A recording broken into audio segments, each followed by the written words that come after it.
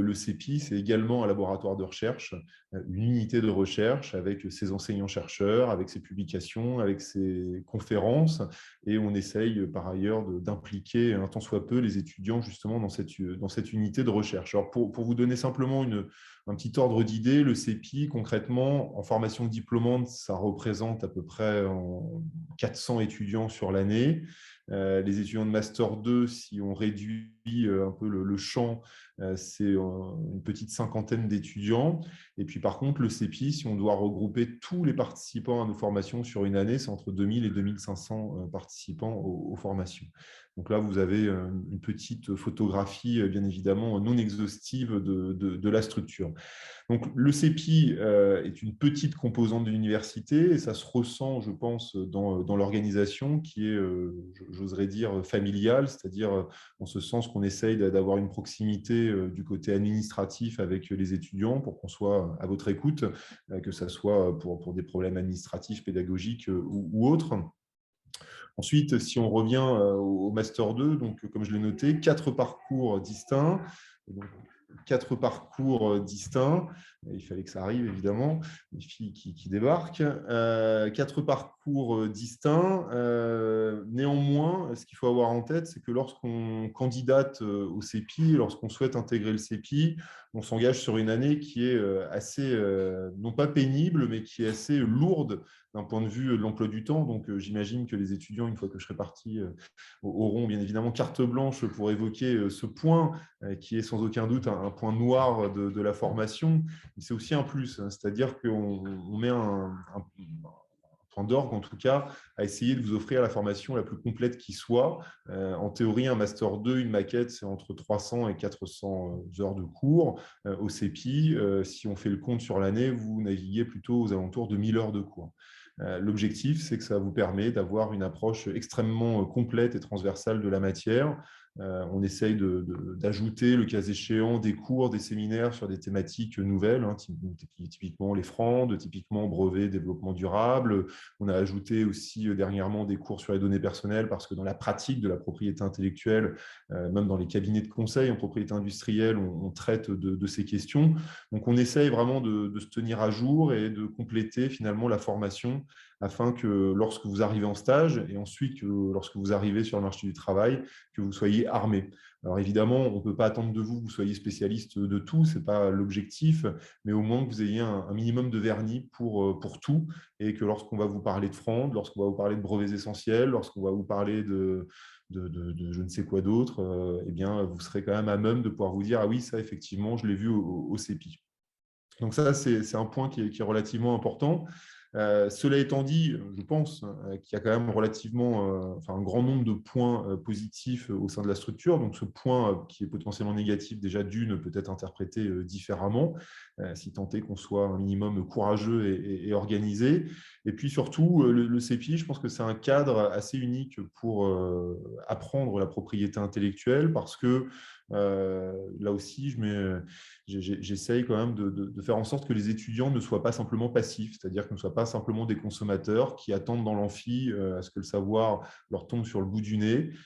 Vous êtes acteurs de vos formations, vous êtes acteurs, je pense, de vos vies et de votre future carrière. Donc, on demande déjà d'une que les étudiants soient proactifs. Et donc, les étudiants sont proactifs par la proposition de projets, notamment. Et généralement, on est quand même plutôt enclin à suivre et à soutenir les projets. Donc ça, déjà, c'est un environnement qui est très propice pour le développement de projets. Ensuite, le CEPI pousse à ce qu'il y ait des projets qui soient mis en place.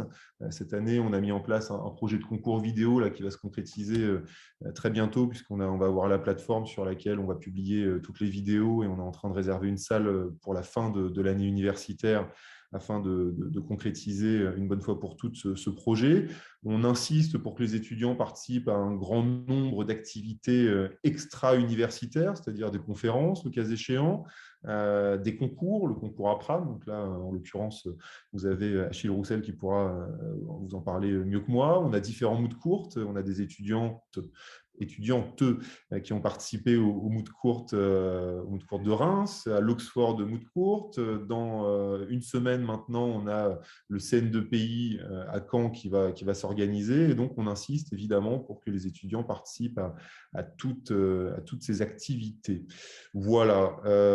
Par ailleurs, autre point, je pense, qui est relativement important, c'est-à-dire que vous avez les cours, bien évidemment, mais on essaye tout au long de l'année, et quand je dis tout au long de l'année, ce n'est pas de manière résiduelle, d'accompagner ces cours avec des conférences diverses et variées. Typiquement, là, en ce moment même, vous avez Cédric Manara qui fait une petite conférence, un petit séminaire dans la thématique Big Name in IP. On a des conférences avec les associations professionnelles, des conférences plus significatives sur une demi-journée ou une journée. Enfin bref, on essaye en tout cas d'avoir une grosse activité au CEPI et d'en faire profiter au maximum les étudiants. Voilà. Alors, je ne sais pas si j'ai tout dit, jeunes gens. Si j'oublie un truc, dites-le moi. Parce que, alors, je vois derrière Frédéric qui a effectivement un plan.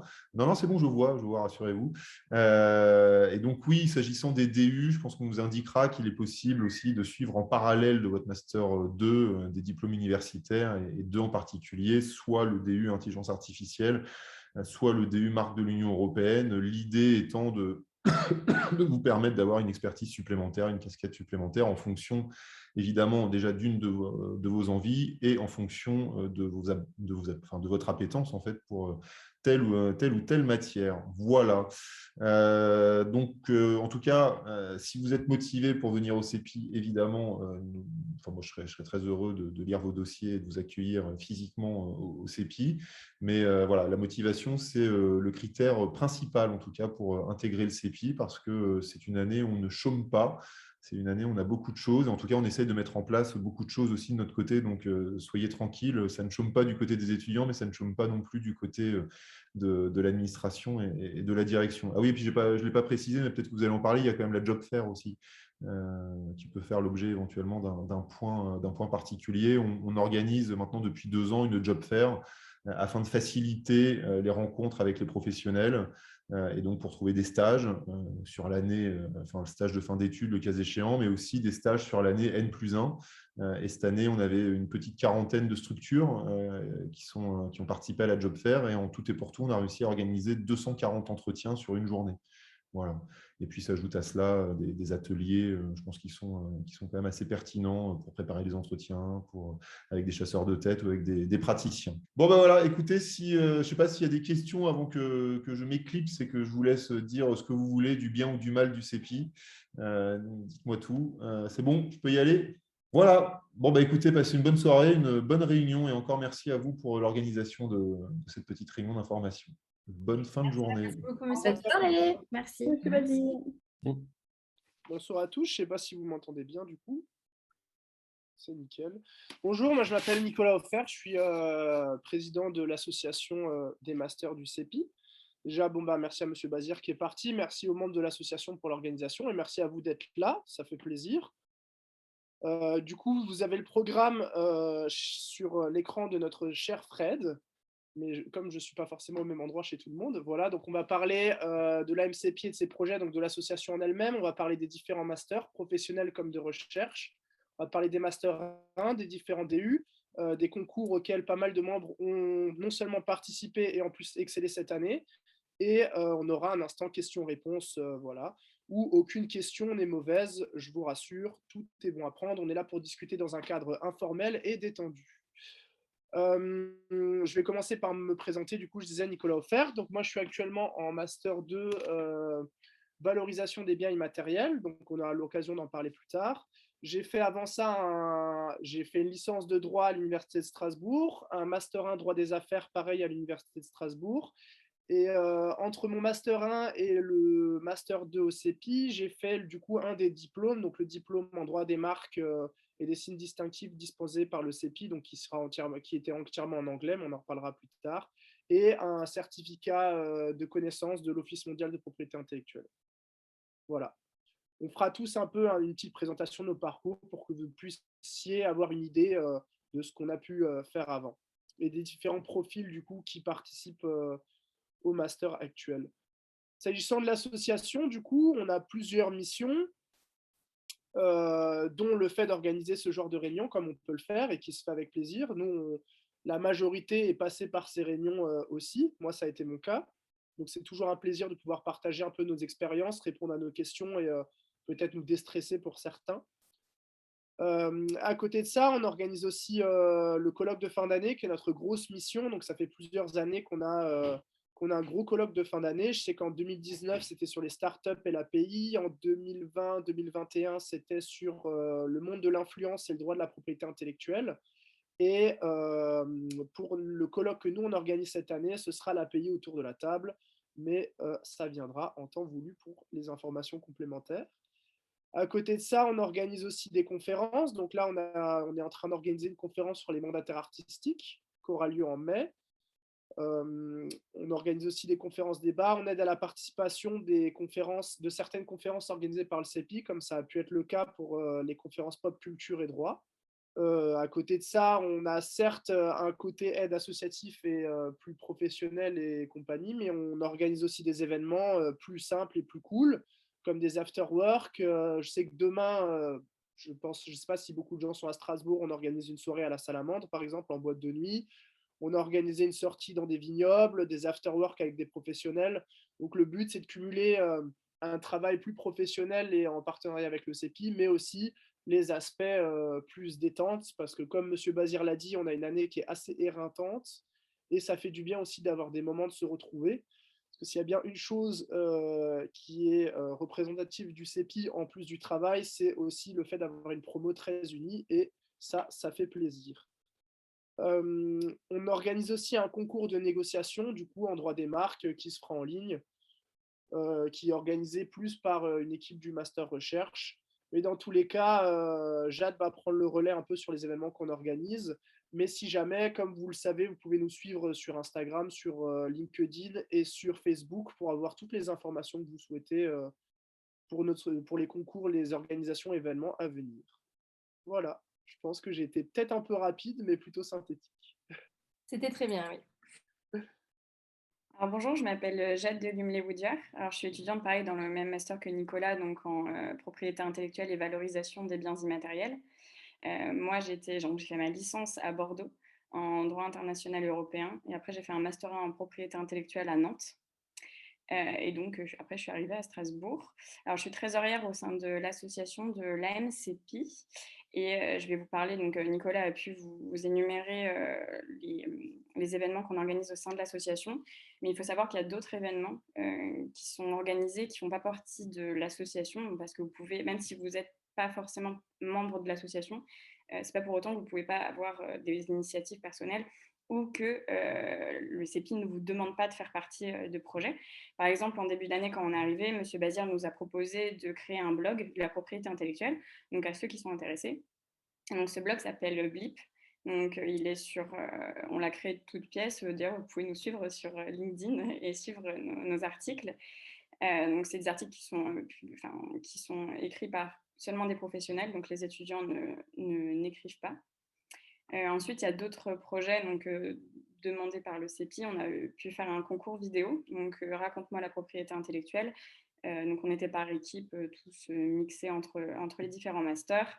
Et on a dû donc en fait créer une scène pour vulgariser la propriété intellectuelle. Et ensuite, normalement, on a un jury qui va venir voter pour la meilleure présentation. Ensuite, on a en ce moment, il y a un podcast qui est en train d'être lancé. Donc pareil, il me semble que c'est des doctorants et des étudiants des différents masters. Donc tout ça, c'est chapeauté encore par le CEPI, donc pas par la NCPI. Ensuite, on sait qu'il y a aussi certaines étudiantes qui ont pu lancer une page Instagram, pareil, qui s'appelle Instant Pays. Vous pouvez aller les suivre. Et enfin, on a aussi un idéathon, donc c'est une course de réflexion qui s'appelle CID sur l'accès au vaccin anti-Covid, qui aura lieu le 25 et 26 avril, mélangeant des professionnels de la propriété intellectuelle et des étudiants.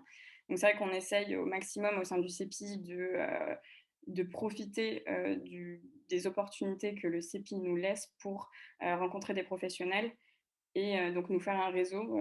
Le CEPI, avant tout, c'est un réseau, c'est un peu comme une école.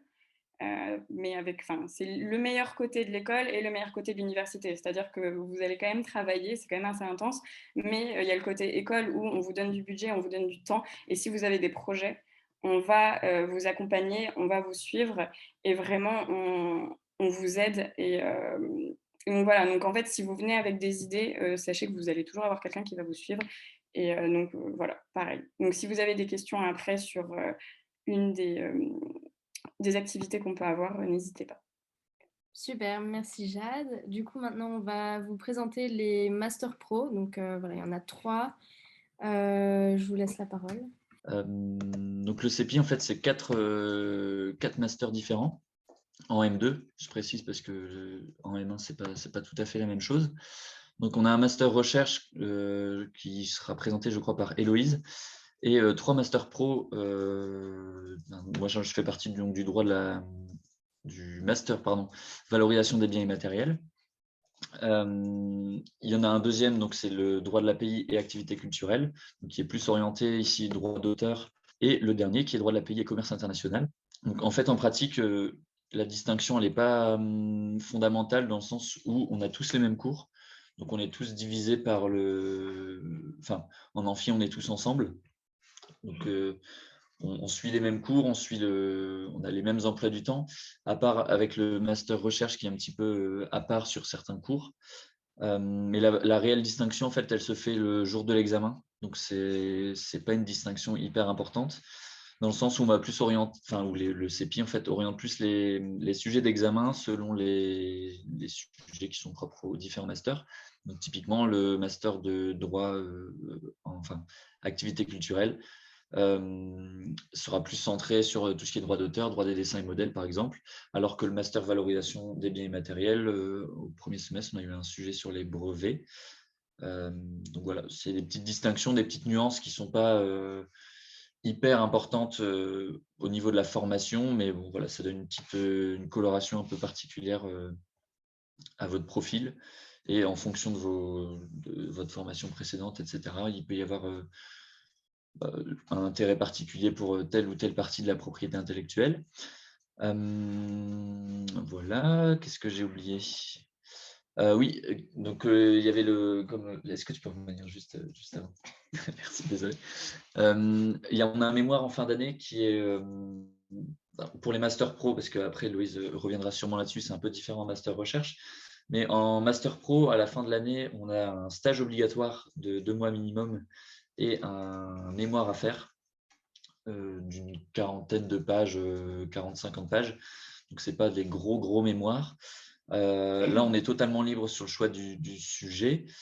On se centre sur notre spécialité, sur les masters, sur nos affinités, en fait, tout simplement. Donc, forcément, c'est lié en général à notre parcours et à notre master. Donc oui, on l'a dit, des semaines un peu chargées au niveau du volume horaire. On a facilement 30-40 heures de cours par semaine.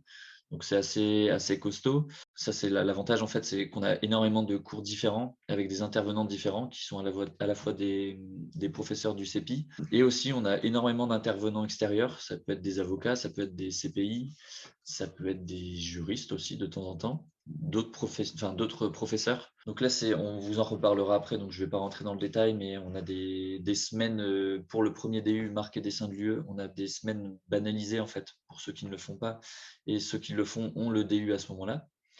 Et pour intelligence artificielle, et ça, Aubin le confirmera, mais je crois que c'est le soir, donc après les cours. Voilà, après, l'organisation hybride lors de la crise sanitaire, ça, vous en doutez, c'est un peu le cas partout. On a réussi à s'adapter un petit peu, le CEPI en fait, parce que c'est pas nous tant que ça, mais le CEPI a réussi à s'organiser pour nous faire passer notamment les examens à distance au premier semestre, donc ça c'était plutôt pas mal. Juste peut-être faire une parenthèse sur le fait qu'on a une dizaine d'heures d'anglais et que c'est anglais obligatoire. C'est ça, quel que soit le master. Super, je pense qu'on va laisser Héloïse présenter le master recherche. Bonjour à tous, donc je suis Héloïse Thomas, donc dans le master recherche et aussi intitulé droit européen et droit international de la propriété intellectuelle. J'ai fait ma licence à l'Université de Lorraine à Metz et un master 1 à Paris 1 Sorbonne. Et donc maintenant je suis dans ce master qui est très particulier par rapport aux autres, où en tout cas on partage, on va dire, la moitié du temps avec les pros et l'autre moitié c'est très spécifique. On a une première particularité, c'est d'être axé sur l'international, déjà du fait que la moitié de nos cours soient en langue anglaise. L'information importante à avoir, c'est qu'il faut bien parler anglais, voire très bien, parce que sinon le niveau va être très difficile. La deuxième spécificité, c'est qu'on étudie énormément la législation internationale, donc sur tous les aspects, on est vraiment orienté là-dessus. Aussi, maintenant, le deuxième point important, c'est qu'on a un parcours axé sur le mémoire, la rédaction d'un mémoire, donc des heures de cours aménagées au deuxième semestre avec moins d'heures de cours. Et puis, on a la possibilité de faire le mémoire sur des sujets très complexes. En tout cas, on est attendu d'avoir des sujets très complexes. On peut écrire notre mémoire en anglais, c'est même recommandé. Et par contre, on n'a pas de stage obligatoire à la fin de notre cursus, comme c'est le cas chez les pros, mais c'est quand même recommandé d'en faire un, puisque justement, ça permet l'insertion professionnelle. Que dire de plus? Au niveau des examens, on a des examens juste faits pour les recherches.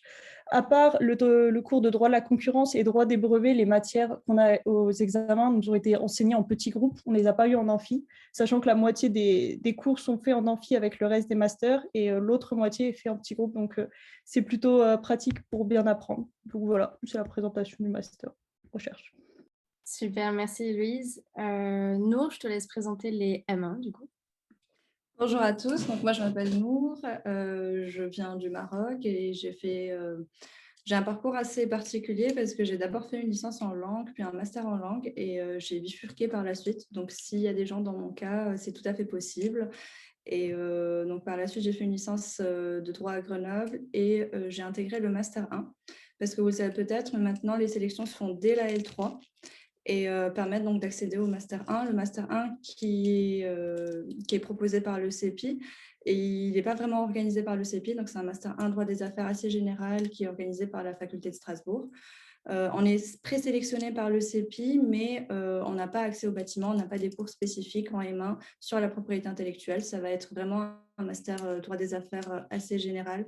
Il y a du droit international privé, droit de la concurrence, droit commercial, beaucoup de fiscalité.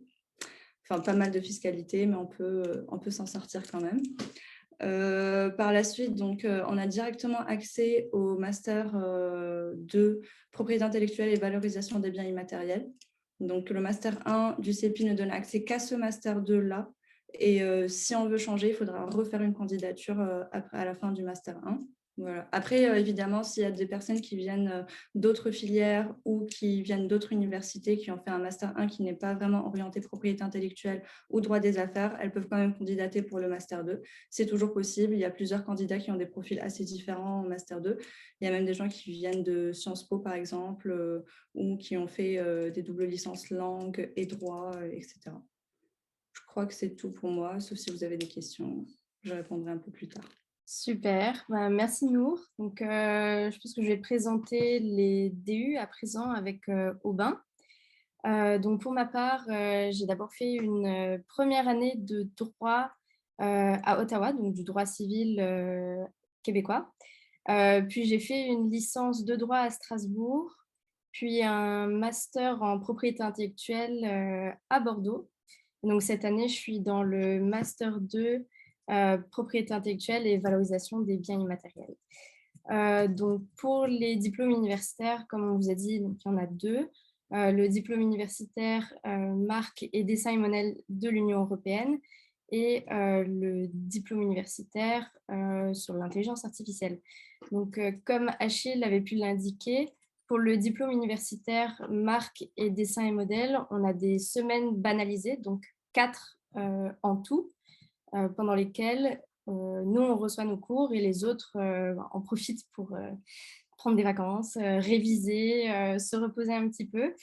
Donc, c'est vrai que c'est du travail en plus. Ça, il faut se le dire. C'est des examens en plus également. Il y a un oral et un écrit supplémentaire. Mais c'est vraiment c'est une opportunité, comme Monsieur Bazir l'indiquait, d'aller compléter l'enseignement qui est donné sur certaines matières vraiment propres, par exemple, à l'Union européenne.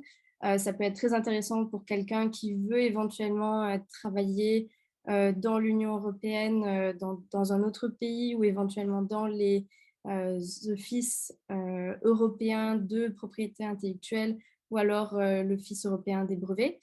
C'est un diplôme universitaire qui est entièrement dispensé en anglais par des fonctionnaires de l'EIPO ainsi que par des avocats français, des avocats, on a également des avocats japonais ou américains qui viennent nous donner des cours donc sur le droit américain des marques, le droit japonais des marques.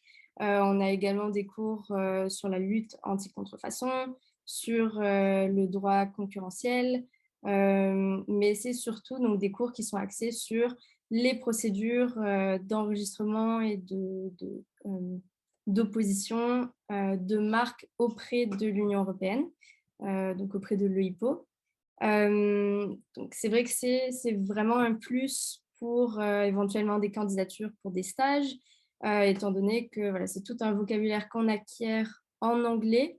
On a le droit, on bénéficie du point de vue de fonctionnaires de l'EIPO qui nous donnent voilà, des conseils sur, par exemple, quelle marque va être facilement enregistrable ou pas. Ça, voilà, c'est toujours un point intéressant à soulever lors des entretiens de stage. C'est également un DU qui est intéressant pour les gens qui pourraient être intéressés par le Pan-European SEAL Programme, donc qui est un programme de stage de 1 an auprès de l'EIPO. Donc voilà, pour les gens qui pourraient être intéressés par une carrière au sein des institutions européennes. Voilà. Aubin, je te laisse la parole pour le DU. Merci. Donc bonjour à tous, moi c'est Aubin. Mon parcours c'est un peu plus simple que les autres. J'ai fait une licence de droit à Strasbourg, j'ai fait mon M1 en droit des affaires à Strasbourg. J'ai fait un premier M2 en droit des données personnelles. Et pendant ce premier M2, j'ai suivi du coup le DU intelligence artificielle et propriété intellectuelle. C'est un DU qui est assez nouveau, je crois que cette année, c'est que la 3e année. C'est un DU qui est aussi présenté complètement en anglais parce que tout simplement, c'est des intervenants et des personnes qui le suivent qui viennent d'un peu tous les pays d'Europe.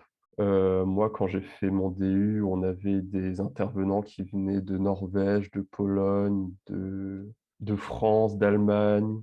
Et c'est vraiment très intéressant parce que on peut voir finalement la vision de la propriété intellectuelle dans tous les pays d'Europe et au niveau mondial. Mais ce qui est très intéressant avec ce DU, de l'ajouter finalement à votre Master 2 si vous êtes dans un Master 2 du CEPI ou même dans un autre Master 2, c'est l'application de la propriété intellectuelle au niveau de l'intelligence artificielle. Donc, vous en faites pas, l'intelligence artificielle. Moi, au début, j'y connaissais rien du tout. Et en fait, c'était assez simple. On a eu tout un module pendant 2 semaines sur finalement comment l'intelligence artificielle fonctionne, qu'est-ce que c'est, et même quelques cours de programme. Et du coup, pour l'organisation du DU, c'est totalement à distance. Donc, même si vous n'êtes pas à Strasbourg parce que malheureusement, vous n'avez pas été accepté dans un master du CEPI, ce que je ne souhaite pas pour vous, c'est à distance. C'est 2 semaines par mois à partir de novembre et c'est les soirs de 18h à 20h et le samedi matin de 10h à midi en général. Donc, ça fait un peu peur. C'est beaucoup de travail pour suivre les cours. Mais ce qui est intéressant, c'est que les cours sont tous enregistrés et que les présentations sont toutes données après que les cours soient donnés. Donc, même si vous ne pouvez pas suivre un cours une fois, vous pouvez toujours le resuivre après, plus tard. Et les intervenants sont très intéressants et c'est à peu près tout ce que j'ai à dire sur ce DU. Je vais me permettre de compléter parce que moi j'ai aussi fait le même DU que Fred. C'était aussi un des avantages, c'est que comme tout le DU du coup droit des marques est dispensé entièrement en anglais, le fait d'avoir l'enregistrement et pouvoir y accéder faisait du bien. Parce qu'on va pas se mentir, moi je faisais partie des niveaux moyens anglais, mais j'étais de loin pas le pire ni de loin pas le meilleur, on est d'accord. Mais on avait l'occasion de revenir sur les cours plus tard et de pouvoir se concentrer sur la compréhension du cours et derrière pouvoir le réécouter, reprendre des notes. Donc même si vous n'avez pas un niveau en anglais excellent, Moi, ça m'a fait énormément progresser en anglais. C'était vraiment un gros plus, surtout d'acquérir des connaissances techniques en anglais, surtout techniques et juridiques. Mais même si vous avez un niveau plutôt moyen, vous inquiétez pas, c'est pas très grave. L'examen, je ne sais pas si on en a vite fait parler, mais c'est un écrit et un oral qui est vraiment abordable et ils veulent faire en sorte, je ne vais pas dire c'est donné, hein, mais on est assez préparé pour largement pouvoir le réussir sans stress. Là, moi, je peux le dire parce que je l'ai fait l'année d'avant. Et je voulais rajouter un truc, par contre, je ne sais pas si on en a parlé, par contre, les DU, et ça, il faut le savoir, c'est quand même un prix, ça coûte une certaine somme et il faut en avoir conscience. Quand vous êtes extérieur, du coup, mais ce ne sera pas votre cas, mais quand vous êtes extérieur professionnel, je sais que le DU coûte 3 500 € si je ne me trompe pas. Et quand vous êtes étudiant au CEPI, il est de 1 000 € plus des frais double diplôme. Donc, au final, ça vous revient à environ 1 200 €, un peu moins de 1 200 € si je ne dis pas de bêtises. Donc, ça à prendre en compte, c'est une somme, on s'entend. Mais pour l'avoir fait, déjà, moi, ça m'a permis d'aller au CEPI. C'était un peu stratégique derrière, on ne va pas se mentir. Mais il n'y a pas un seul entretien que j'ai pu faire en ce moment où on ne parle pas de ce DU et du fait que ce soit valorisé et que c'est une différence par rapport à déjà d'autres personnes de mon master, mais aussi d'autres personnes, d'autres masters en propriété intellectuelle. J'ai vu les Super. questions, on y répondra après. Ouais, on va y répondre à la fin, une fois que toutes les présentations vont être finies, comme ça on n'en loupe pas une. Du coup, Lisa, je vais te laisser présenter les concours, peut-être, avec Camilla. Oui, alors bonjour, je m'appelle Lisa. Donc moi, j'ai fait un double diplôme de droit français et droit anglais. Donc j'ai commencé par faire 2 ans à Toulouse Capitole et ensuite j'ai fait 2 ans à l'Université de Bangor. Et la mention avec laquelle je suis sortie, c'était Master 1 droit international et européen. Et ensuite j'ai fait le Master 2 MSI, donc droit de l'Internet et des systèmes d'information à Strasbourg. Et ensuite je suis partie au CEPI, donc Master 2 commerce international. Donc pour les concours qui sont organisés, donc cette année, il y a eu 4 concours en tout, donc 3 concours de plaidoirie et un concours de dissertation, donc l'après-midi que Achille va évoquer. Moi, j'ai participé au concours d'Oxford, donc c'était le Oxford IP Moot, donc c'est une compétition qui se passe à Oxford. Le déroulement, en fait, c'est qu'on a un sujet qui arrive en novembre. On a donc 4 semaines pour le préparer. Cette année, c'était un sujet, c'était assez marrant, c'est du droit d'auteur sur un gâteau, les indications géographiques et une notion purement common law, donc c'était le passing off. Donc c'est un peu de la unfair competition. Donc on a 4 semaines pour préparer les écrits, les conclusions. On fait demande et défense. Ensuite, on est sélectionné ou pas sur ces écrits. Si on est sélectionné, donc nous, ça a été le cas, on peut partir à Oxford pour plaider. Et le déroulement, en fait, c'est que ça se déroule sur 3 jours, donc 4 jours même. Donc, en fait, c'est un super concours humainement et académiquement parlant, puisque le premier jour, c'est la rencontre avec toutes les équipes. C'est assez convivial, c'est chaleureux. Ensuite, il y a 2 jours complets de plaidoirie. Super bien organisé. Donc, pareil, là, on est côté appelant et répondant. On plaide 2 fois par jour. Et ensuite, il y a les quarts de finale, les demi et la finale. Et voilà. Donc, nous, malheureusement, cette année, on n'a pas réussi à arriver jusqu'au quart de finale. Mais c'est quand même un concours qui est assez incroyable, puisqu'il y a des équipes vraiment du monde entier. Donc, il y avait des équipes chinoises, Singapour, Allemagne, États-Unis, Canada, Brésil. Enfin, vraiment, il y a le monde entier.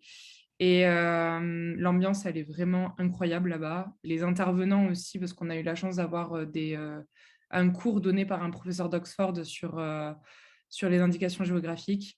Il y a pas mal d'activités, il y a un gala, il y a les remises des prix. Donc, c'est vraiment, humainement, le concours est génial. Académiquement aussi, c'est assez stimulant. C'est du travail, mais c'est vraiment stimulant. Donc, si vous avez l'opportunité de le faire l'an prochain, foncez parce que c'était top. Et je pense que les filles aussi ont apprécié leurs expériences. Donc, je vous laisse en parler. Nour, tu veux parler du moot? Oui, du coup, moi, je vais vous parler brièvement du moot court de Reims. Donc, c'est un moot court qui se déroule à Reims.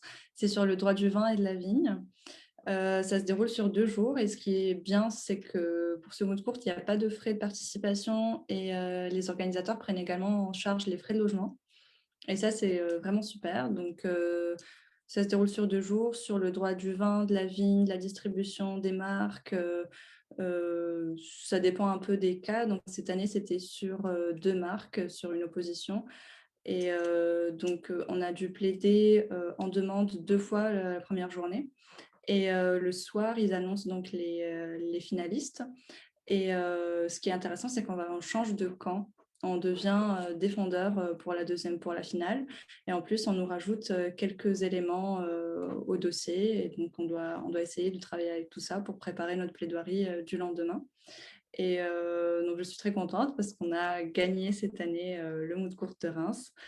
On en est très, très fiers.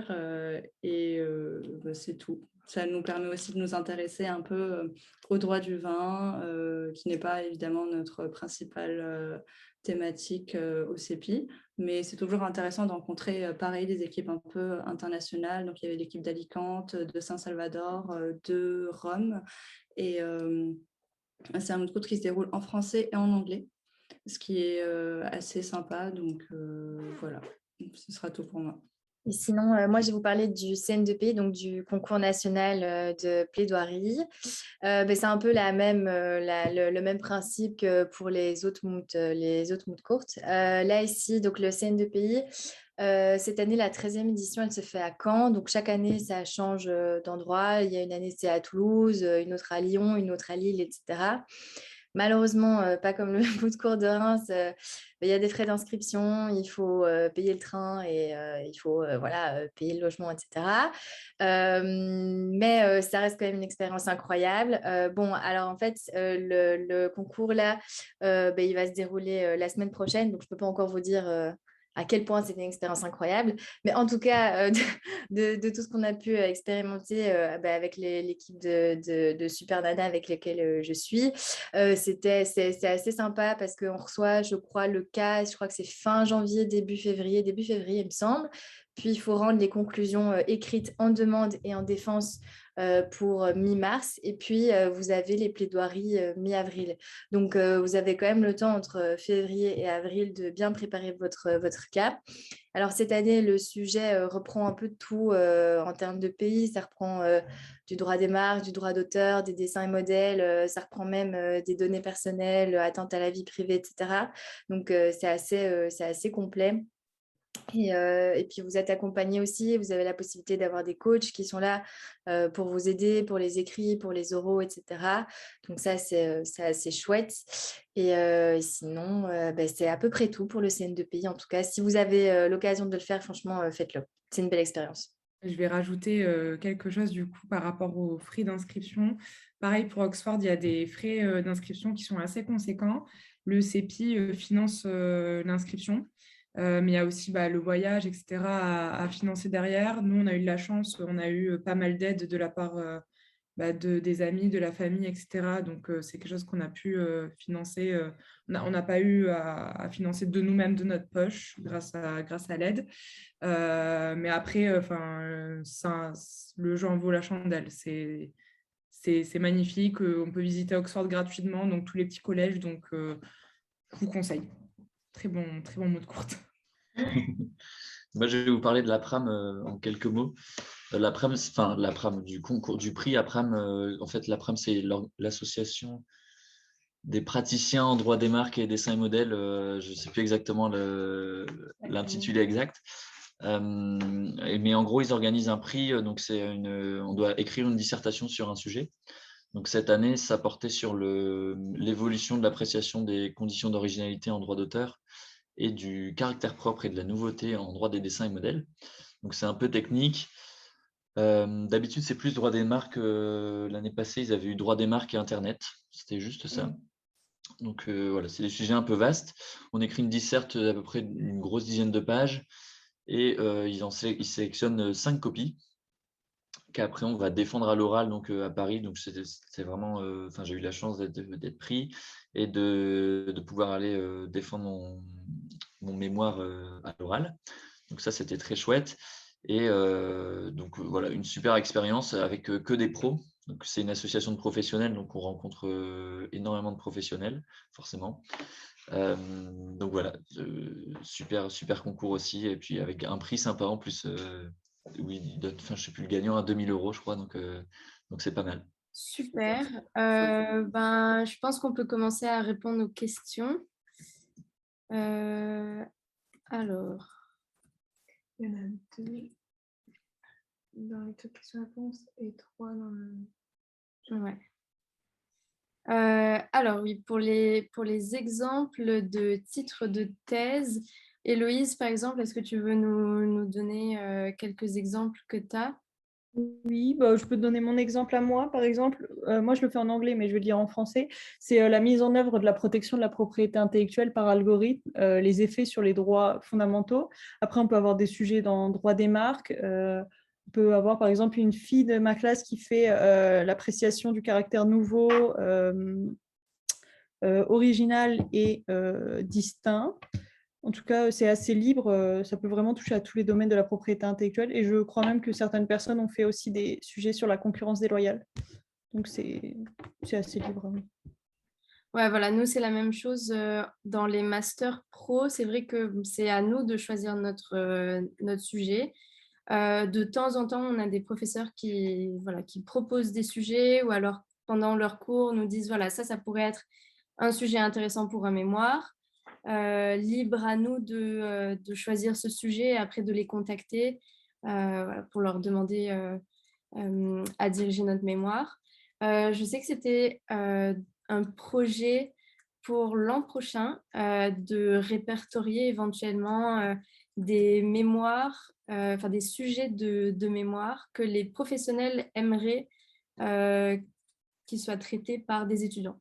Donc, par exemple, les membres de l'APRAM ou alors du CN2PI enverraient des sujets, peut-être des sujets nouveaux, par exemple sur les métaverses ou voilà, des exemples comme ça, pour que les étudiants du CEPI qui seraient intéressés puissent traiter ces sujets.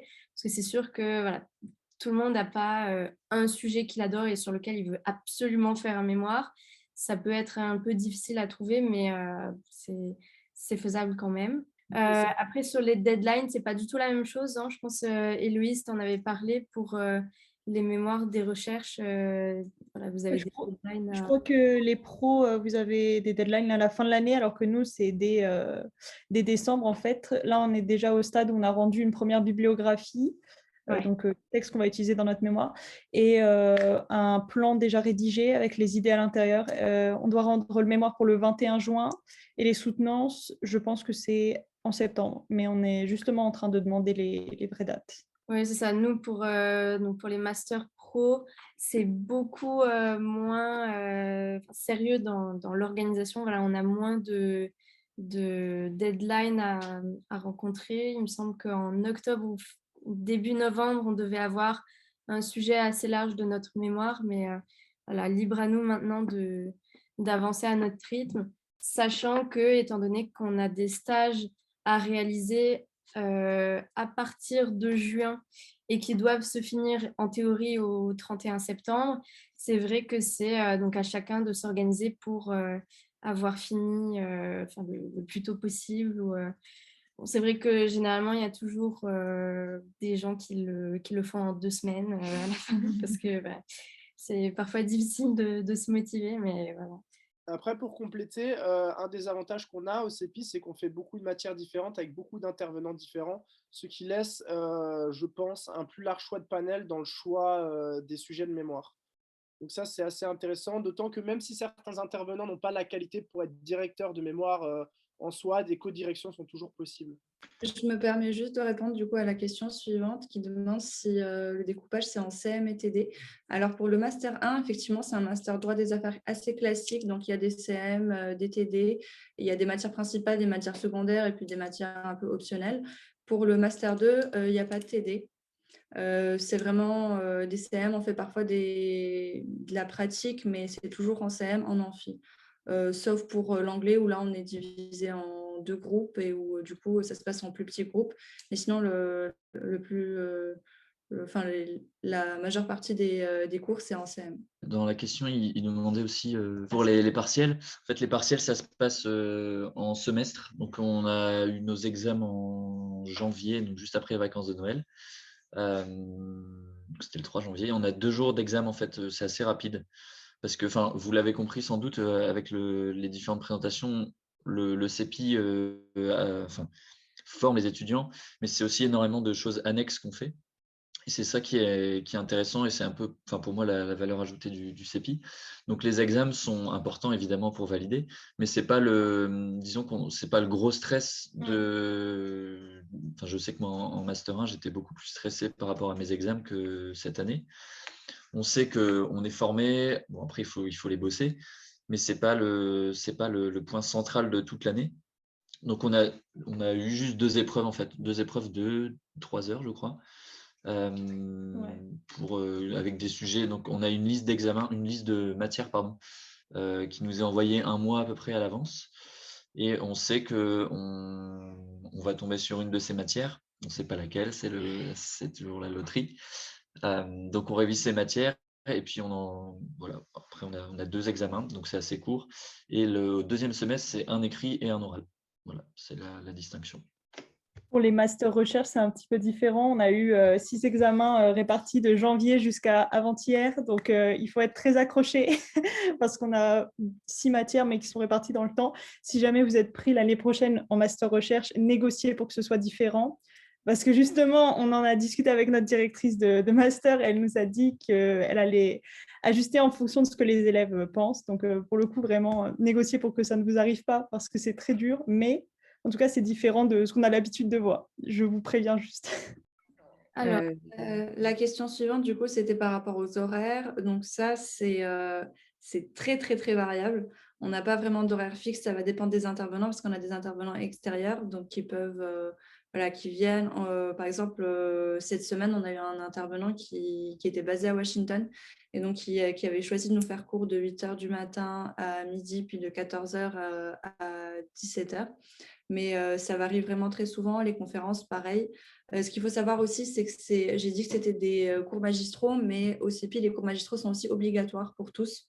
Et donc voilà, il faut assister à tous les cours, à toutes les conférences. Évidemment, si vous avez une raison pour vous absenter, ça s'explique, ça se justifie, etc. Mais ça, c'est très, très important. On est suivi là-dessus. Les présences sont contrôlées.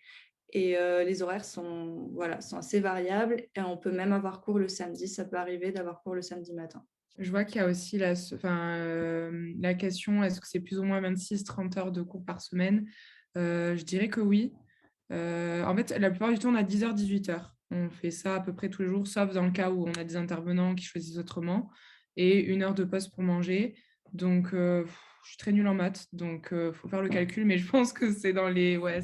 à peu près en 35 heures. Voilà, il a fait S, donc ouais. Et donc, c'est dans ces eaux-là.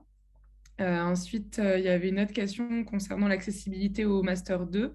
Donc, est-ce qu'ils sont tous accessibles, même si on a suivi une formation autre qu'en propriété intellectuelle en Master 1? Alors oui, c'est pas grave, c'est pas important d'avoir fait Master 1 propriété intellectuelle pour accéder au Master 2 du CEPI. On a tous, dans l'amphi, on a vraiment tous des formations complètement différentes. Il y en a qui ont fait droit privé général, d'autres qui ont des parcours internationaux, d'autres qui ont des parcours classiques, droits des affaires.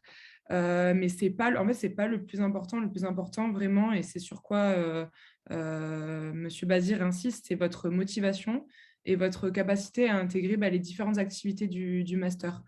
Donc, c'est vraiment en fait, votre intérêt pour la propriété intellectuelle et non pas votre provenance de Master 1 qui compte. Donc, peu importe, vous avez vraiment toutes vos chances du moment que vous vous montrez intéressé, que vous êtes prêt aussi à vous impliquer dans les activités du master et que la vie du master vous intéresse. Il n'y a pas que les matières aussi qui comptent, c'est vraiment la vie. Il fait plein de projets pour nous, il met plein de choses en place et c'est pour qu'on y participe. Donc, si vous montrez que vous avez cet intérêt-là, c'est bon. Moi, j'ai une petite précision, notamment pour les étudiants belges, parce que je sais qu'il y a Inès qui nous écoute. En fait, pour les… Comment on dit ça? Pour l'équivalence diplôme français, diplôme belge. En gros, ce qui se passe la plupart du temps, en tout cas moi, c'est mon cas, une fois que j'ai eu mon master en Belgique, ben, j'ai décidé de faire le master 2 au CEPI. Et en fait, au retour en Belgique, le master 2 en France, enfin en Belgique, il est considéré plus comme un master complémentaire. Donc au final, il y a quand même cette équivalence de double master, mais je comprends que ça peut être un peu perturbant parce que moi, j'étais un peu perturbée en me disant, ben, je dois du coup d'abord faire le master 1 pour accéder au master 2, mais en fait, non, pas du tout. Ça n'a rien à voir. Donc, s'il y en a qui sont en master et qui sont étudiants belges, ben, vous pouvez totalement faire le master 2 du CEPI sans souci. Super. Alors, moi, j'avais vu des questions passer sur le DU. Est-ce qu'ils sont uniquement compatibles pour certains masters? Donc, comme on a dit, pas spécialement. Voilà, c'est à chaque fois, c'est vraiment basé sur est-ce que le sujet t'intéresse? Est-ce que tu veux en apprendre plus sur les marques ou les dessins et modèles ou alors sur l'intelligence artificielle? Il faut être intéressé, étant donné que c'est voilà, c'est du travail en plus, c'est des examens en plus. Voilà, il faut être intéressé. Après, évidemment, ça aide quand tu as déjà quelques connaissances en la matière, mais ce n'est pas nécessaire. Est-ce qu'il y a une sélection pour les DU? Pas vraiment non plus. C'est vrai qu'en plus, si tu es donc étudiant dans un des masters du CEPI, tu as un petit peu voilà, priorité sur la sélection. Ils ne demandent pas de certification spécifique pour la maîtrise de l'anglais. Bon, c'est sûr que c'est recommandé étant donné que les cours sont donnés entièrement en anglais. Après, c'est sûr que la sélection se fait aussi un peu sur le prix du DU, comme Nicolas le mentionnait. Ce n'est pas donné.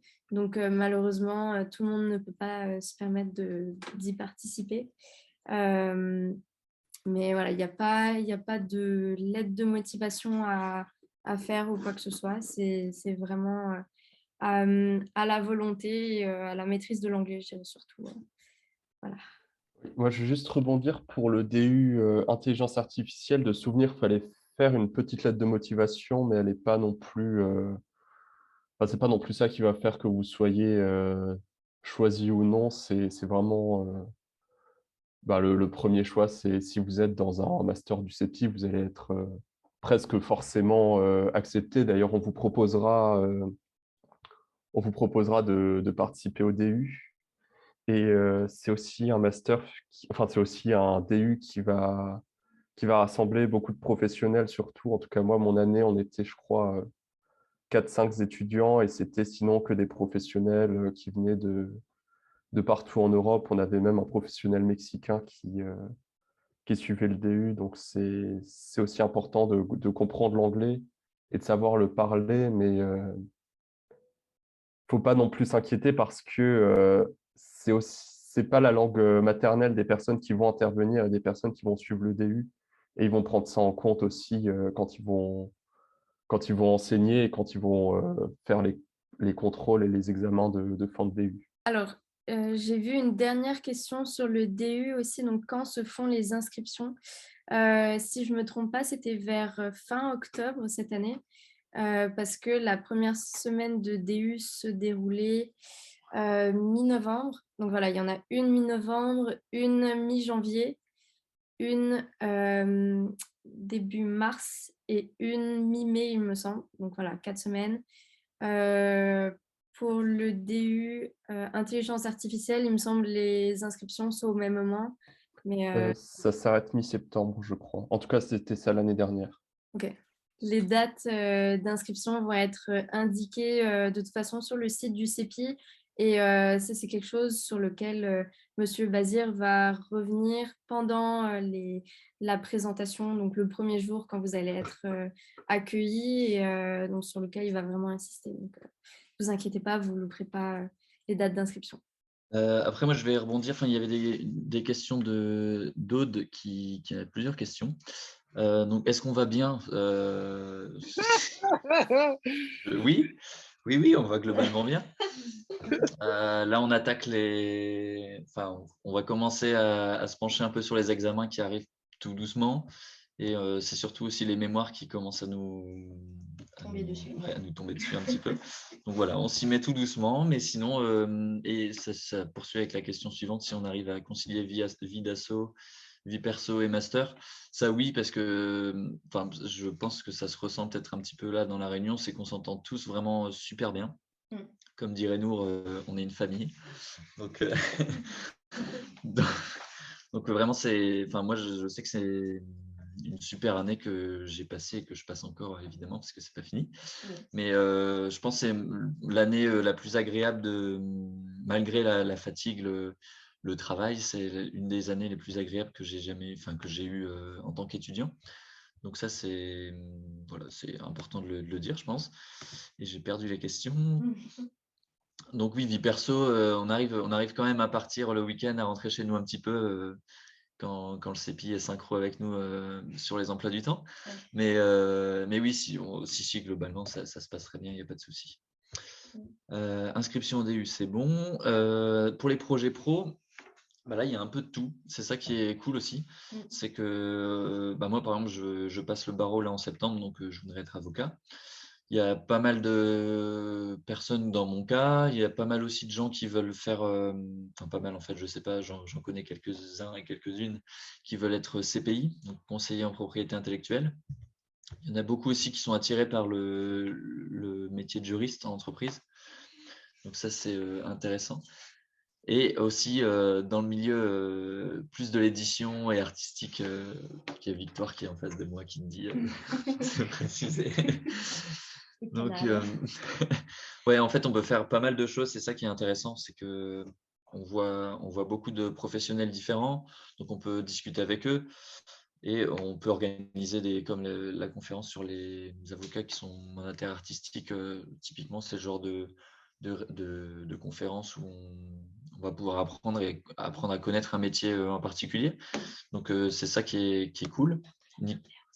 Nicolas, si tu veux, je reviens juste, il y a la job fair qui est pas mal pour ça, qui, comme l'a dit Monsieur Bazir tout à l'heure, c'est 2 jours qui sont banalisés et où on fait que des entretiens. Donc ça, c'est super bien pour discuter avec les pros, pour voir si notre projet correspond à ce qu'on veut et ce que eux veulent aussi. Il faut être synchro aussi là-dessus. Mais voilà, donc c'est une journée vraiment précieuse, je pense, au CEPI. Moi, ça m'a permis de trouver un stage, par exemple, et je ne suis pas le seul ici. Donc ça, c'est un vrai plus. Il y a beaucoup de cabinets, des cabinets assez connus qui viennent et avec qui on peut avoir des vrais échanges. Donc ça, c'est hyper sympa. Vas-y, Nico, je t'en prie. Non, je voulais rebondir parce que j'ai oublié un événement qu'on a organisé et qui était dans la même idée de ce qu'on disait. C'était la rencontre avec des professionnels qu'on a fait de manière très informelle avec une CPI, 2 avocates et une personne en ressources humaines et qui était vraiment, pour les gens qui ont participé, un moment très agréable déjà de pouvoir parler de nos angoisses et de nos peurs dans un cadre informel où on mangeait en même temps. Et surtout un peu nous rassurer sur les attentes qu'on avait, sur les attentes qu'avaient à la fois les professionnels sur les gens qui sortent de diplômes comme les nôtres, mais aussi sur nos attentes qu'on avait du monde professionnel pour le coup. Et si je dois un peu faire un résumé, c'est qu'au CEPI, notre diplôme est plutôt valorisé sur le marché du travail, quoi. Ça, c'est un peu ce qu'on disait. On a un panel horaire qui est assez large. Mais par contre, à côté de ça, vous arrivez à des entretiens où, étant du CEPI, vous allez être beaucoup plus polyvalent que des gens d'autres masters et ça fait la différence. Pour avoir eu un entretien début de semaine, c'est vraiment une des choses qu'ils m'ont dit, c'est que l'avantage, c'est qu'au CEPI, vous êtes calé en droit des médias, cinéma, comme en droit des marques, comme en droit des dessins et modèles. Donc ça, c'est des gros plus niveau marché du travail. Je veux aussi revenir parce que je suis un des rares, je crois, sauf erreur de ma part, à avoir vraiment un boulot à côté. C'est possible, mais c'est dur, c'est des grosses semaines et il faut avoir un patron qui est sympa quand les horaires changent du jour au lendemain et des cours se rajoutent. Mais c'est possible. Après, je ne le conseillerais pas forcément, sauf si vous avez... Enfin, parce que le CEPI est déjà l'équivalent d'un temps plein plus à part entière. Donc, voilà, mais en soi, c'est possible, mais il faut être très bien organisé. Merci Nico.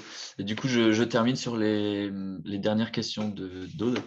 Est-ce qu'on a eu un entretien avant d'être accepté? Alors, c'est un peu on ne sait pas trop comment ça s'est organisé l'année passée. En fait, d'après ce qu'on a compris, il y en a certains qui ont eu un entretien, d'autres non. On ne sait pas si c'est positif ou pas d'avoir eu l'entretien. Alors, sur ça, j'ai des infos, si jamais. C'est que, Lisa, en éclaire-nous. gros, il y a la liste. En fait, ils ont vos dossiers, ils étudient tout ça. Ceux qui veulent en liste principale, donc ceux qui vont être admis directement, ils vous font passer un entretien. Et ceux en fait qui sont sur liste complémentaire ou liste d'attente, pas forcément. Donc voilà, donc ceux qui ont l'entretien, c'est bon signe en général. Et si vous n'avez pas d'entretien, c'est pas grave aussi, ça ne veut pas forcément dire que c'est terminé, hein. Mais voilà. Et l'entretien, moi je sais qu'ils m'ont dit la veille, je crois, ou 2 jours avant, que j'avais l'entretien. Donc j'étais en vacances, j'ai dû aller acheter une chemise, j'étais en short chemise. Donc c'est assez cool, ça a duré, je sais pas, 10 minutes, un quart d'heure. C'est plus une discussion pour apprendre à nous connaître et puis voir si on ne s'est pas complètement planté dans nos choix. Et pour choisir aussi, et ça c'est important, ils demandent le master qu'on souhaiterait. Voilà, parmi les 3 et le master recherche. Et si on veut faire des DU aussi. Donc ça, comme le disait Nico, c'est plutôt un plus d'indiquer que vous êtes motivé, même si vous n'allez pas le faire, mais de dire que vous êtes intéressé dans le master, dans les DU, pardon. Mais voilà, c'est un petit tip. Je vais juste me permettre, pas si vous n'allez pas le faire, mais si vous considérez encore l'option. Oui, voilà, c'est ça. Il ne faut pas être fermé à l'idée. Merci, Nico. Et moi, j'ai juste un petit tips aussi que l'administration m'avait donné l'année passée quand j'avais candidaté pour le CEPI. Ils préconisent de candidater à 2 masters différents pour au cas où, si jamais vous n'êtes pas pris dans l'un, vous êtes pris dans l'autre. Donc, si jamais, pensez-y. Et pour continuer sur les candidatures, il y avait une question par rapport aux lettres de recommandation, lettres de motivation. Alors, les lettres de recommandation, sur la plateforme, c'est possible d'en mettre une. Je ne sais pas, moi, j'en ai pas mis, peut-être que vous, oui. Et pour la lettre de motivation, alors c'est une page. On respecte en fait la lettre de motivation classique, donc de préférence une page. Il faut être assez concis, droit au but, mais niveau police, je pense que c'est régulier, quoi. C'est taille 11, Arial ou Times New Roman, etc. Après, en fait, le but de la lettre de motivation, vraiment, montrer que vous êtes intéressé par le CEPI, montrer que vous connaissez, montrer que vous avez parlé avec les étudiants, que vous savez à quoi vous vous attendez, que telle ou telle activité vous plaît, que vous avez envie de participer, de représenter le CEPI pour les moods courtes, ou alors de vous impliquer dans Blip, dans les projets hackathon, idéathon, etc. Ou dans la revue Lexbase. Il y a plein de petits trucs comme ça que vous pouvez rajouter pour montrer en fait, que vous connaissez vraiment bien les activités du CEPI et que vous avez donc envie d'intégrer le CEPI pour non seulement les enseignements, mais aussi pour toutes les activités autour. Moi, je veux juste rajouter que pour les recherches, c'est super important d'accentuer le côté langue anglaise. Dans la classe, je suis la seule personne à ne pas avoir fait un parcours international ou ne pas être d'origine étrangère. Donc, vraiment accentuer ça. Et si vous n'avez pas été faire des études à l'international, par exemple, dire que vous voulez faire votre mémoire en anglais, l'écrire en anglais, c'est des choses qui peuvent contribuer à être acceptées si vous n'avez pas eu d'autres expériences, parce que je sais que c'est très difficile d'être accepté en master recherche sans avoir un peu le côté international. Voilà, c'est mon conseil. Moi, je vais juste revenir à la question de Aude qui nous demandait si on avait des contacts avec les alumni. Donc, il y a une association dédiée aux alumni qui s'appelle l'AACEPI, donc, à laquelle on a la possibilité d'être adhérent. Le CEPI, c'est vrai que c'est pas seulement l'université, c'est vraiment une communauté après les études. C'est voilà, des professionnels qui sont un petit peu partout dans tous les domaines de la propriété intellectuelle. Le CEPI est très présent. Généralement, quand vous regardez un cabinet d'avocats, quand vous allez regarder un petit peu le parcours des avocats, des CPI, il y en a beaucoup qui sont passés par le CEPI. Le CEPI, ça aide à trouver un stage. Je sais que moi, j'avais justement ajouté beaucoup d'anciens étudiants du CEPI. Justement, quand moi, je je cherchais à faire mes candidatures au CEPI pour pouvoir leur poser des questions. Tout le monde est toujours très ouvert à répondre et à aider. Voilà, c'est vraiment ça l'intérêt du CEPI, c'est une communauté, voilà, c'est une famille, comme dirait nous. Voilà. Et pour rebondir sur ce que disait Fred par rapport aux alumni, moi j'en ai contacté plusieurs pour les entretiens de stage et vraiment ils m'ont beaucoup aidé, ils m'ont beaucoup rassuré, ils m'ont déjà donné en avance un peu comment ça se déroulait et tout ça. Donc ça aide énormément, repérer dans quoi ils ont pu faire leur stage, etc. Et c'est pas mal. Et ben, justement pour rebondir par rapport à ça, il y avait une question sur est-ce que le master offre des perspectives professionnelles sur plusieurs domaines de la propriété intellectuelle, donc numérique, création artistique, etc. Alors oui, numérique, c'est tout à fait possible. De toute façon, propriété intellectuelle et nouvelles technologies, c'est très lié. Donc, vous avez cette possibilité-là, sachant qu'il y a un master 1 qui a ouvert, qui est propriété intellectuelle et sciences des données. Donc là, ce sera d'autant plus facile derrière se projeter dans des carrières et entrer au numérique. Et pour tout ce qui est création artistique, etc. De même, je sais que... alors, je vais parler pour moi. Je fais un stage qui est en édition cinéma, etc. Donc là, on reste comme dans l'artistique, etc. Il y a d'autres stages aussi dans ces domaines-là. Donc oui, c'est tout à fait possible. C'est très large. Enfin, vous pouvez faire, vous avez quand même des opportunités qui sont assez larges et dans le domaine de la propriété intellectuelle qui sont quand même assez géniales. Et aussi, toujours dans cette lancée-là, c'est que le CEPI est très reconnu sur le monde du marché. Vraiment, dans les entretiens, on le remarquait, ils étaient contents qu'on vienne du CEPI. Ils connaissent le CEPI. Quand on est parti à Oxford, ils nous parlaient du CEPI. Ils connaissent nos professeurs. Il y a une grosse réputation du CEPI. Le CEPI va faire des conférences un peu partout. Donc, il y en a eu une à Rio. Il me semble qu'ils ont aussi des centres affiliés, je crois, Alors, je crois qu'il y a l'Allemagne, il y a le Brésil, du coup. Il y a des profs qui viennent d'un peu partout aussi, qui donc, connaissent le CEPI et sa renommée. Donc, vraiment, c'est très, très estimé dans le milieu académique, mais aussi milieu professionnel. Et pour la petite anecdote, quand on était à Oxford, il y avait un prof qui disait qu'il préférait largement le CEPI par rapport à ça. Après, bon, c'est son avis à lui, mais voilà, ils aiment bien le CEPI, donc ça pèse. Je vais rebondir juste là-dessus parce qu'il y avait une question aussi sur comment dire, le rapport entre les masters du CEPI et d'Assas et Paris 1. Moi, je vais prendre mon cas perso. Moi, j'avais été pris dans les trois facs et j'ai été au CEPI. Donc, en réfléchissant bien, puis j'avais fait mon master 1 à Paris 2, donc je connaissais un petit peu. Et ouais, j'ai trouvé que c'est dans une réunion d'information comme celle-là que ça m'a convaincu. Et voilà, donc j'ai fait mon choix, j'ai tout bien pesé quand même, et puis je me suis rendu compte que le CEPI c'était une valeur sûre en pays en tout cas. Oui, aussi, c'est au niveau de nos intervenants.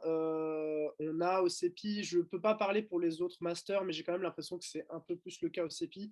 On a des intervenants qui sont vraiment des intervenants de qualité, reconnus. La semaine dernière, on avait le président de l'OAPI, donc de l'office, le président-directeur général de l'OAPI qui est venu nous faire une conférence. On a pas mal d'anciens membres assez haut placés de l'Office mondial. On a pas mal d'intervenants qui sont quand même des pontes dans leur domaine. Donc ça, c'est un gros plus et aussi à portée internationale souvent. Du coup, je rebondis sur l'international pour répondre à la question de Ferdinand. Donc, il demande s'il était possible de faire un stage de M2 à l'étranger. Oui, c'est tout à fait possible et aux États-Unis, c'est possible.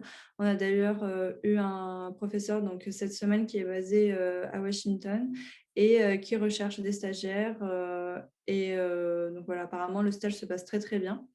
On a eu des retours, pas par la promotion de l'année passée, parce qu'ils n'ont pas pu le faire, étant donné qu'il y avait une situation sanitaire assez compliquée, mais par l'année d'avant et d'encore avant, c'est une très, très belle expérience. Et aussi par rapport au stage, ce qu'il faut savoir, c'est qu'au CEPI, on a cours jusqu'au début du mois de juin. Enfin, nos partiels se finissent fin mai. Donc, en fait, le stage ne peut commencer au plus tôt que début juin. Ça, il faut le prendre en compte. Et en général, les stages durent 6 mois. Je vais peut-être toucher une question un petit peu problématique pour le moment, c'est qu'on est obligé d'être conventionné par 2 organismes. Donc d'abord par le CEPI pendant 3 mois, puis par un autre organisme pour les 3 mois qui suivent. En général, ça ne pose pas de problème au cabinet, ni cabinet d'avocat, ni CPI. On arrive même à convaincre plusieurs entreprises de faire avec ce fonctionnement-là. Et pour le moment, ça marche. Donc, je ne sais pas si la situation va évoluer, on le souhaite en tout cas.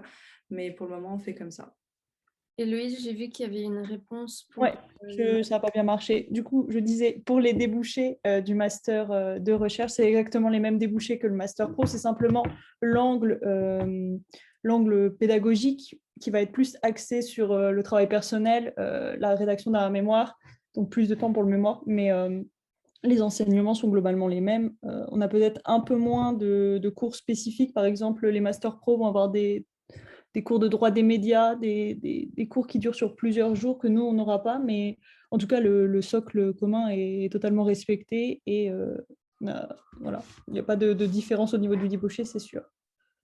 Peut-être plus de chance à la limite d'obtenir un doctorat si après, par la suite, vous voulez faire une thèse. Mais sinon, c'est tout. Voilà, je ne sais pas si vous avez encore des questions. Moi, je voulais peut-être revenir un petit peu sur la vie étudiante. C'est vrai que ce qui est super au CEPI, c'est que surtout cette année, voilà, avec le retour des cours en présentiel, tout le monde arrive à Strasbourg, ne connaissent généralement pas beaucoup de gens et donc sont très ouverts à, voilà, à se faire des potes dans leur master, donc au CEPI. Et voilà, étant donné qu'on a généralement tous les mêmes cours en même temps, c'est vrai que les liens se créent très rapidement. Au début de l'année, en plus, généralement, les cours sont un peu plus soft, en tout cas, on en a un peu moins. C'est vrai que voilà, on en a bien profité avec la réouverture des bars, etc. On s'est très vite liés d'amitié parce qu'on organisait beaucoup de choses. Donc ça, si c'est quelque chose que je peux vous recommander, c'est au début de l'année, vous gardez un petit peu de temps pour découvrir les autres gens avec lesquels vous allez suivre les cours, parce que c'est aussi, enfin plus tard, ça va être vos collègues aussi. Donc c'est ce qui fait la force du CEPI, c'est qu'on se crée des liens très forts avec nos collègues voilà, de promo, qui éventuellement vont être nos collègues sur le marché du travail. Et donc, au début de l'année, on avait des intervenants qui étaient venus nous présenter un petit peu certains métiers de l'API, en fait, qui nous expliquaient qu'eux avaient été au CEPI en même temps il y a 10 ans. Donc, voilà, c'est super. Il y a beaucoup de travail, mais à côté, il y a aussi beaucoup de trucs très sympas, très stimulants intellectuellement. Et puis, vous rencontrez beaucoup de gens super sympas. Oui, je voulais rajouter, Fred, je ne sais pas si vous avez eu l'occasion de le dire, mais pareil, il y a un réseau alumni qui est assez présent pour nous et pour nous aider. Par exemple, c'est les alumni qui organisent notre remise de diplôme. Et c'est vrai qu'il y a vraiment un gros réseau, contrairement à d'autres masters, il y a vraiment un réseau alumni et personnes qui sont sorties du CEPI et qui sont là et qui sont là pour vous aider tout au long de votre carrière ou pendant que vous êtes au CEPI dans vos projets. Et ils sont aussi très présents au quotidien au sein du CEPI. Je vais juste prendre la question de Cécile qui touche au CRFPA. Enfin, ça me concerne un peu parce que je le prépare là en septembre 2022. Alors, est-ce que c'est compatible? Pour être honnête, c'est une charge de travail en plus, forcément, en plus de tout ce qu'on a. Mais moi, je sais que j'essaie de m'organiser pour terminer mon mémoire à la fin du mois, donc fin du mois d'avril. Comme ça, je sais que le mois de mai, je me consacre aux examens et au CRFPA uniquement. À la prépa. Ouais, à la préparation du CRFPA. Et je fais la prépa estivale, d'un organisme privé qui prépare spécifiquement au CRFPA. Le problème, entre guillemets, c'est de combiner le stage et cette prépa. Moi, je sais que j'ai eu un peu de chance parce que j'ai trouvé une combine avec un avocat qui va me faire des horaires un peu arrangés pour que je puisse préparer correctement le CRFPA. Donc ça, c'est un vrai plus. Mais c'est sûr que c'est compliqué. Et je sais qu'il y a alors je ne sais plus son nom, mais une Léa de l'année passée. C'est ça ? Non. Une fille de l'année passée qui avait essayé de passer le CRFPA en plus d'avoir le mémoire à préparer l'été et son stage. Donc là, c'était vraiment compliqué et je crois qu'elle ne l'a pas eu malheureusement. Donc ouais, il faut être organisé, courageux et voilà, et essayer de se débrouiller comme ça. Mais c'est pas impossible pour moi. Alors, il y avait la question, est-ce que vous avez attendu longtemps pour les réponses concernant l'admission? Est-ce que c'était dur de trouver un logement? Alors, pour l'admission, c'était mi-juin, c'était le 15 juin exactement. Moi, j'ai eu l'entretien le matin et j'ai eu la réponse l'après-midi même. Il me semble que les candidatures, elles se terminent le 24 mai, je crois, à vérifier. Non, c'est pas du tout ça. Je crois que c'est le 15, non? C'est le 15 mai?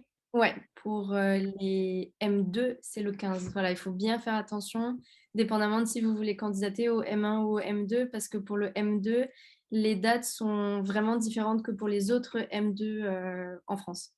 Donc, faites attention. Et faites attention, ça arrive très vite, hein, on s'en rend pas compte, mais notez-le bien, parce qu'une fois que c'est fini, hein, la date, c'est mort de chez mort. Et ensuite, il y a 1 mois de délai. Après, vous savez rapidement si c'est liste d'attente, etc. Et l'avantage avec le CEPI ou l'Université de Strasbourg, c'est que vous avez les rangs qui vous indiquent où est-ce que vous êtes placé dans la liste d'attente. Et quant au logement, alors je ne sais pas si vous êtes familier avec Strasbourg, mais moi, je trouve que c'est la galère. Je trouve que c'est vraiment compliqué, du moins pour moi. Faut s'y prendre tôt. Et si jamais, prenez nos prénoms et noms et contactez-nous sur Facebook ou autre, on pourra peut-être lâcher nos apparts pour vous, etc. Si vous êtes pris au CEPI. Mais ouais, c'est la galère. Vraiment, préparez bien vos dossiers, soyez là pour les visites, etc.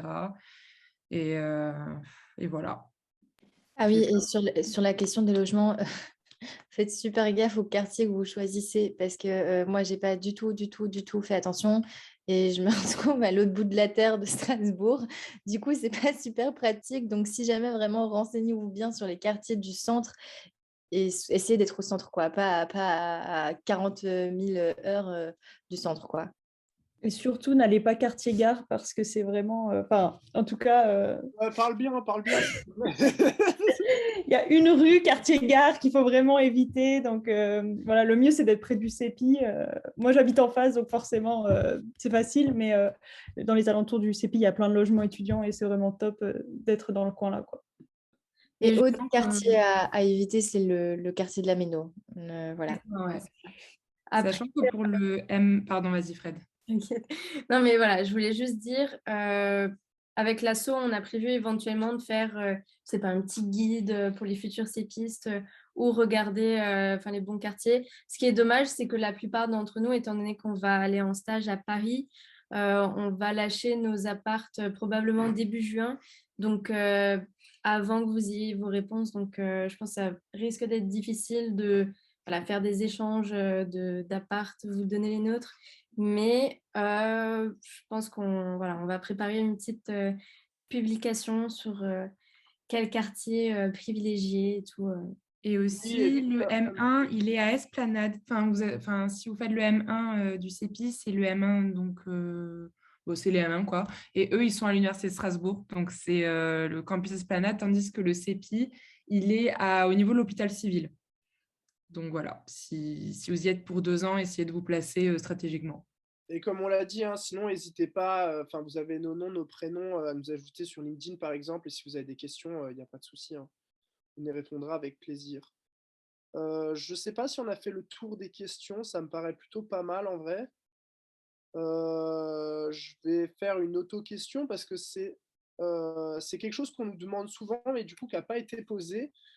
c'est au niveau de nos dossiers, parce que le CEPI, comme on le sait, a plutôt bonne réputation, et je sais que pour en discuter avec certaines personnes en Master 1 ou en L3 sont assez inquiets de savoir comment se placer, quels sont les niveaux des gens au CEPI, est-ce que c'est que des cracks, comme on peut dire, ou pas.